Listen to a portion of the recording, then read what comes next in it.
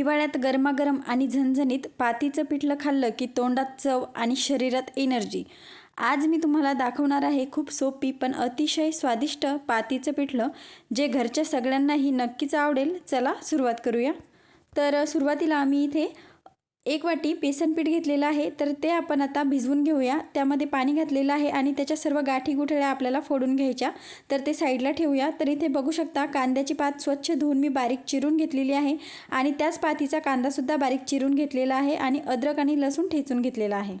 कढईमध्ये तेल घ्यायचं आहे। तेल नेहमीपेक्षा थोडं जास्त घ्यायचं, त्यामुळे पिठल्याला खूप छान अशी टेस्ट येते। आता मोहरी घेतली आहे पाव चम्मच जिरा घेतला आहे। जिरेसुद्धा छान फुलल्यानंतर त्यामध्ये बारीक चिरलेली हिरवी मिरची आणि लसूण अद्रक पेस्ट घातलेली आहे। त्यामध्ये कढीपत्त्याची पाने घातलेली आहे आणि बारीक चिरलेला कांदासुद्धा त्यामध्ये घालायचा आणि मस्त असा आपल्याला छान असा परतवून घ्यायचा।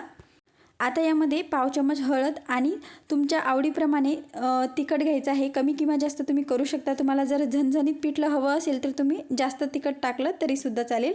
आता यामध्ये आपल्याला पात घालायची आणि पात छान अशी आपल्याला परतवून घ्यायची। पात परतवल्यानंतर बघू शकता मस्त असं तेल सुटलेलं आहे। आता त्यामध्ये आपण जे तयार करून घेतलेलं बेसन पीठ आहे ते यामध्ये घालायचं आहे। सर्व छान असं मिक्स करून घ्यायचं आणि परत एकदा त्यामध्ये आपल्याला पाणी टाकून घ्यायचं आहे। कन्सिस्टन्सी ॲडजस्ट करायची आहे। तुम्हाला पातळ हवं असेल तर तुम्ही पाणी जास्त टाका, तुम्हाला घट्ट हवं असेल तर थोडंसं कमी टाका। आता मीठसुद्धा मी टाकलेलं आहे चवीनुसार। यावरती झाकण ठेवायचं आणि मस्त अशी आपल्याला एक वाफ काढून घ्यायची। तर इथे बघू शकता एक वाफ देऊन झालेली आहे, म्हणजे परत एकदा आपण परतवणार आहोत हे पिठलं। छान असं मिक्स करून घ्यायचं आणि परत एकदा आपण झाकण ठेवून हे मंद आचेवरती पिठलं शिजवून घेणार आहोत। आणि ह्यावेळेस आपल्याला झाकण पूर्ण न ठेवता व्हिडिओमध्ये दाखवल्याप्रमाणे ह्या पद्धतीने आपल्याला झाकण ठेवायचं, अर्ध उघडं ठेवायचं आणि असंच आपल्याला पिठलं शिजवून घ्यायचं।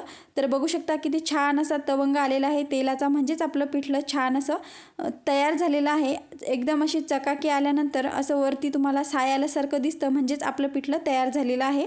मस्त अशी बारीक चिरलेली कोथिंबीर घालायची आणि इथे आपलं तयार झालेलं आहे मस्त असं झणझणीत कांद्याच्या पातीचं पिठलं। तुम्हाला जर पिठलं एकदम झणझणीत आवडत असेल तर तुम्ही काय करायचं, मिरची आणि लसूण खलबत्त्यामध्ये ठेचून ती मिरची यामध्ये घालायची। अगदी झणझणीत आणि चविष्ट असं हे पिठलं लागतं।